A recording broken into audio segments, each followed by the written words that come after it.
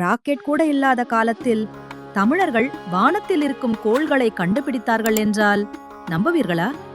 நவகிரக வழிபாடு வெறும் நம்பிக்கை அல்ல, அது பிரபஞ்ச அறிவியல். சூரியனை மையமாக வைத்து மற்ற கிரகங்களை திசைகளில் அமைத்தது இன்றைய சோலார் சிஸ்டம் கான்செப்ட் போலதான்.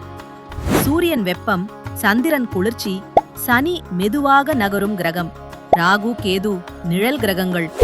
அது மட்டுமல்ல, நவகிரகங்களை 7 முறை கிளாக்வைஸிலும் 2 முறை ஆன்டி கிளாக்வைஸிலும் சுற்ற சொன்னது ஏன் தெரியுமா? 7 கிரகங்கள் ஒரு திசையில் சுற்றும், ராகு கேது எதிர் திசையில் சுற்றும் என்று கணித்ததால்தான். கிரகங்களின் நிலைப்பாட்டை நமக்கு அறிவியல் சொன்னது சில 100 ஆண்டுகளுக்கு முன்புதான். ஆனால் 5000 ஆண்டுகளுக்கு முன்பே கிரகங்களின் நிலைப்பாட்டை கண்டு ஆன்மீக ரீதியாக சொன்ன நம் முன்னோர்கள் அறிவை என்னவென்று சொல்வது? நன்றி, வணக்கம்.